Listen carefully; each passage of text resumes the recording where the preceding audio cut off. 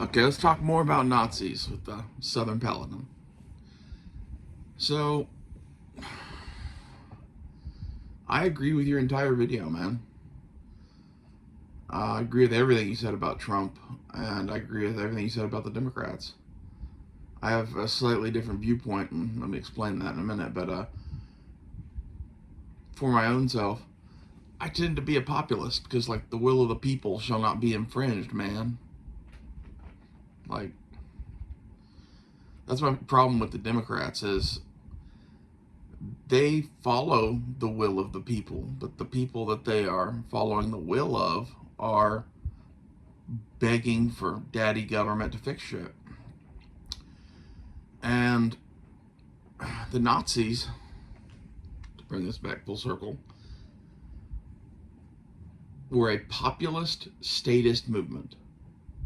They were the population of Germany begging for a strong man to come and fix their problems and fix them via the government. They were begging for fascism.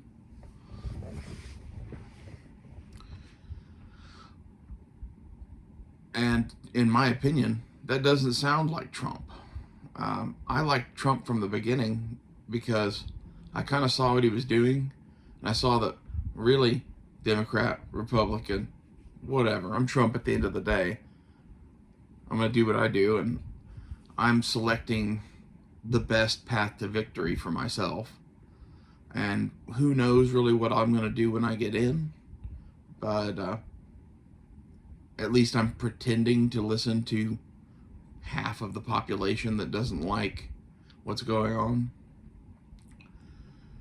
Whereas the Democrats are convincing the proletariat that the best way forward for them is backing a portion of the bourgeoisie that aren't ever going to pay their fair share. They're going to pass all of this, tax the rich bullshit and make sure that it doesn't affect whoever they are. There's always going to be some sort of loophole or backdoor or something that if you know how to use it, you're not going to have to do this shit. So it appeases their base, but ultimately doesn't affect them or their cronies. And all of this to me just screams, well, that's kind of like what the Nazis did.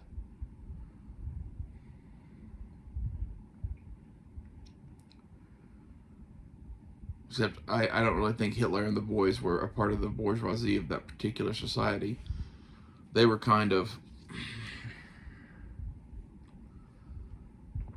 a bunch of random fucking people who came together and decided to have this populist movement. It just strikes me odd that they scream about Orange Hitler constantly because he's a populist and he's, playing the game of, look at me, I'm so cool, I'm going to fix this whole thing. And there's definitely comparisons to be made to Hitler there, in that he is an outsider coming in and saying, I'm going to fix this shit, and who really knows what he's going to do. But then look at what he did when he was in office. Like, if anything, I think he actually tried to make things better, not worse. And at worst, he backed the Republican side of the deep state. But the Democrats don't like any of this because it messes with their fucking plans, man. That's why, if you want to vote in Mitt Romney or somebody like that, fine. Like, we don't like that either. But he's not as threatening to them because he's not riling up this half of the country that completely and totally disagrees with what is going on.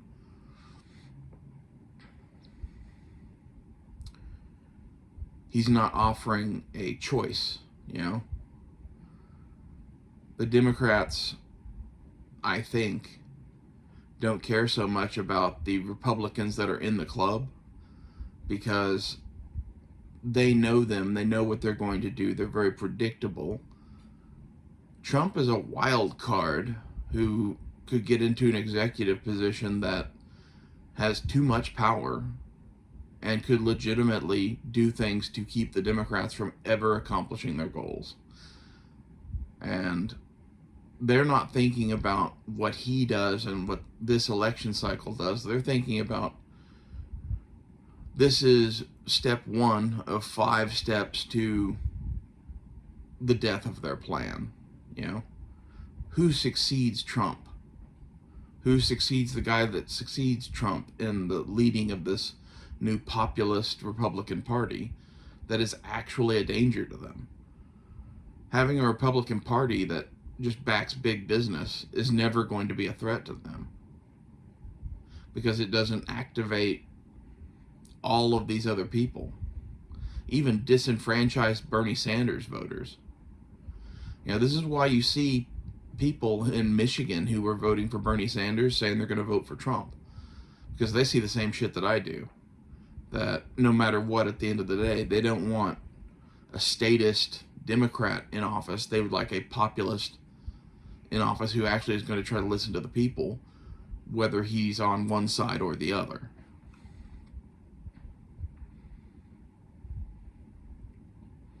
I don't know. It just sounded like in my video, in your video, basically, that you completely agree with me. And especially when you think about the Nazis as being a statist movement by the population. That's kind of what the Democrats are. They are, you know, the proletariat begging the bourgeoisie to create a socialist state. And I think the Democrats think they can pull that off and eliminate their enemies and stay in power themselves. And they can create laws in such a way and use the FBI and DOJ in such a way to eliminate political opponents and hurt the Republicans financially without bringing too much of this on themselves.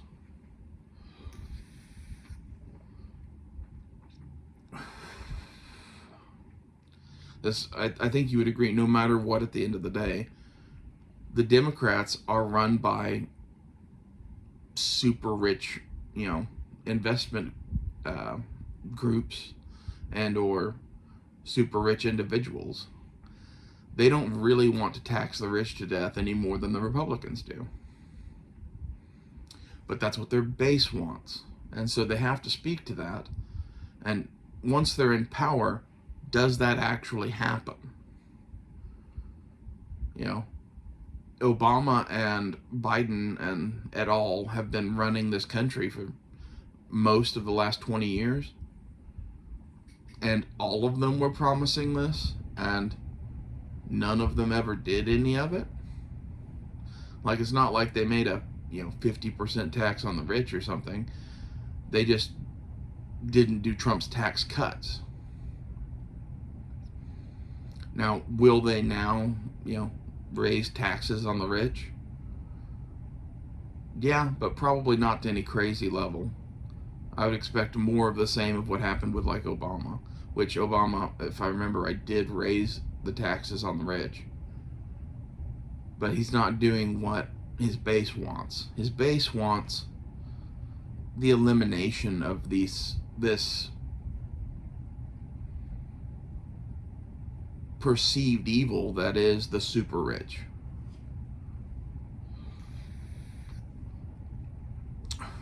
And kind of some of the shit along the lines that I've been saying of why are there people at the top that are just filthy fucking loaded with $100,000 heads of hair when there are, half of the country or whatever hurting so bad that they don't have basic necessities.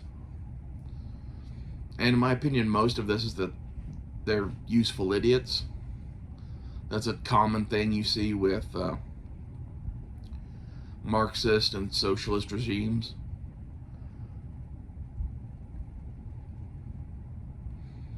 In fact, I would argue that as far as the life of the average everyday person, the best version of this socialist Marxist shit we've ever seen was probably the Nazis. Like, other than getting involved in a giant war that ended up ending their whole country, before that in the 30s, Hitler took Germany from being in utter chaos and having their economy collapse to a point where they threatened the world, you know?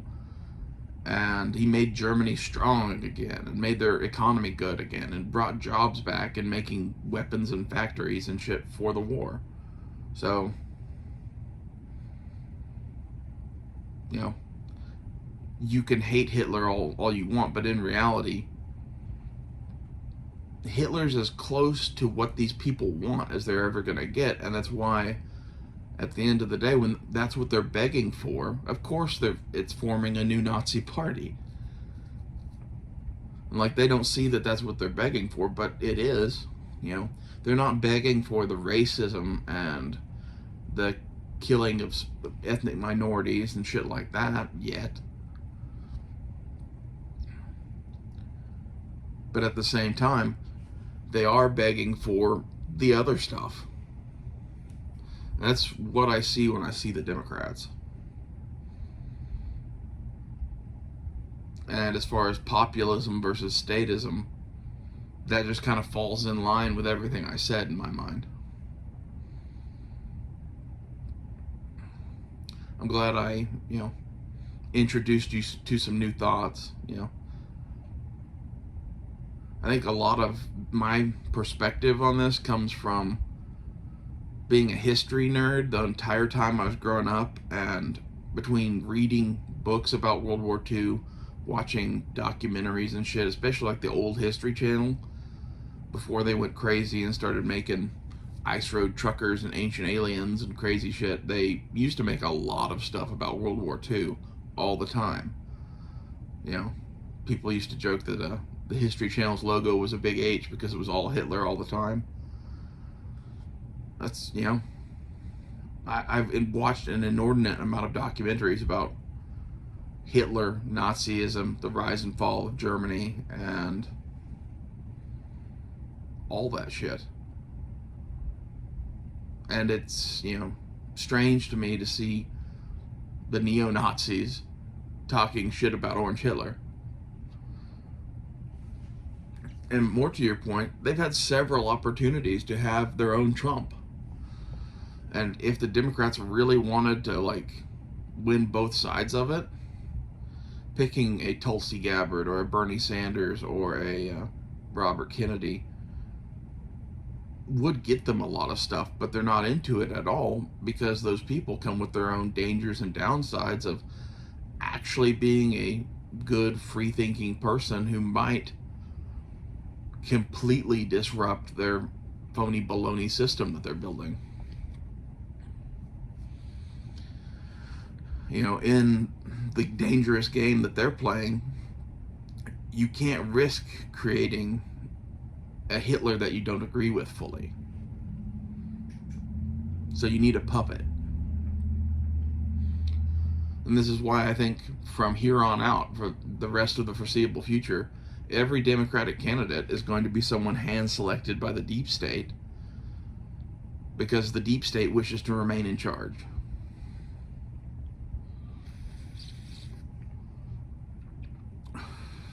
We've defaulted to rule by bureaucracy, and I'm not even sure if there's a name for that, really.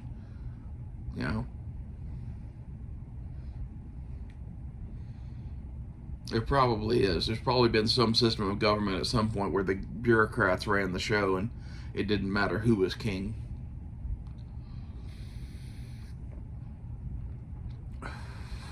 But I'm unfamiliar with that.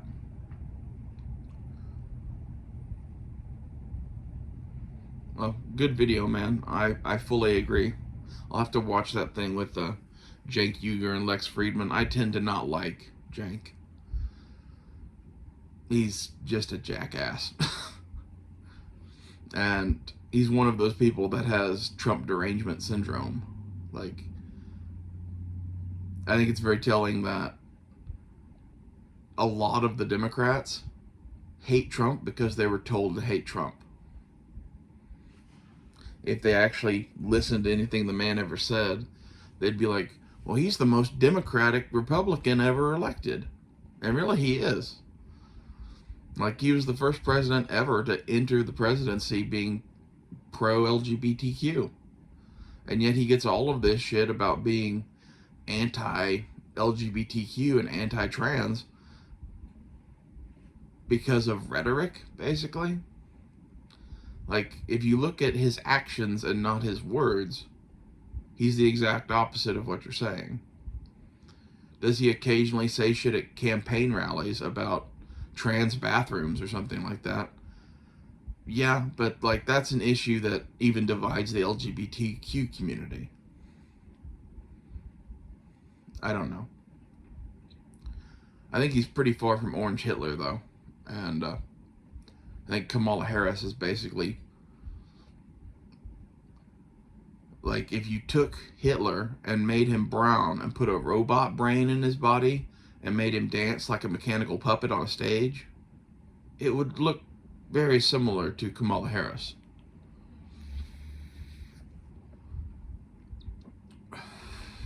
And I just don't like any of that shit. And with all the points I made in my last video about how they're very comparable to the Nazis. I mean, you even keep using the term of brown shirts to describe the blue-haired crowds of disenfranchised youth and ethnic minorities that they are using to bring about their power. I think the brown shirts comparison with them is very, very apropos.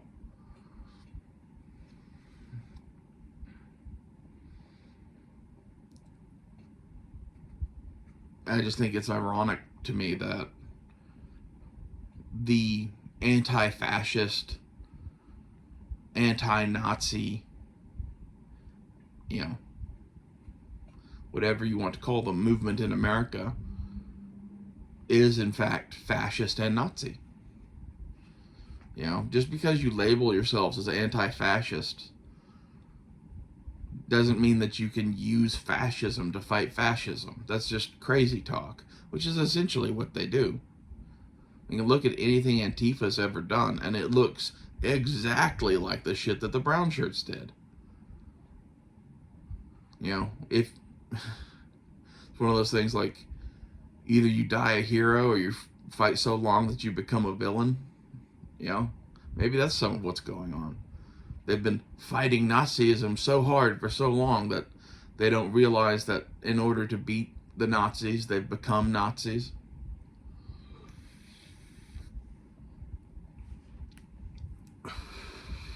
And I seriously wonder if there's not some element of the Democratic Party at a very high level that knows this, that likes this, that, is leftovers of Operation Paperclip or, some George Soros shit, which George Soros was a Jewish kid who hung papers for the Nazis and helped hunt down his own people. Like, I don't know how much you've looked into that shit, but there's a lot of the Democratic Party that gets their money and their marching orders from George Soros now, who is one of these relics of Nazi Germany. He can say all he wants that he was a kid and he didn't know what he was doing or whatever, but like the shit that you are taught when you are a very small child sticks with you for a very long time. And it informs your worldview. A lot of my worldview comes from, shit my grandfather taught me mixed with being a Lutheran. And is George Soros a Nazi? I don't know. But he was taught everything he knows at a base level in Nazi Germany. I think that's some of what's going on here too, is some of these people that run the entire show at the top level of the Democrats are leftovers of this Nazi regime and are using stupid people and weak people to bring about the things that they want to bring about. And they don't care if it takes 50 years. They're kind of playing the slow game. Like, George Soros is getting up there in years, but if you look at everything he's done in his life, it's to bring us to this point. And I'm sure he has a successor in mind that will take over when he dies. Whether it's his children or, some of these people may love their children, but they'll find people that are of very similar minds to them, that are like proteges or what's it called? Apprentices, that they trust more than their children. And whoever takes over for George Soros, I would suspect, is probably a person more like that, where it's like the son I never had, the one that thinks just like I do. I had a point in my life where I met someone like that, who he was like the dad I never had, and I was like the son he never had. And as a result, we did a whole lot of shit together. And I'm worried that, it's not George Soros that's going to be emperor of, the new Nazi America. It's some guy we've never heard of who has that sort of relationship with George Soros.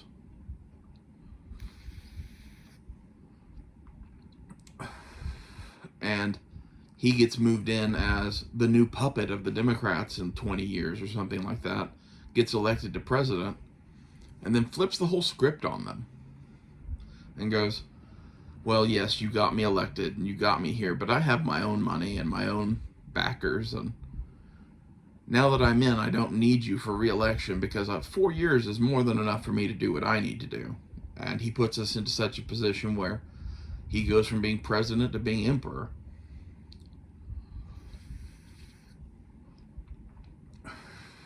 And I think that's the real danger with the Democrats now, is it's not them that's going to be in charge. It's going to be the puppet that they elect that's not a puppet.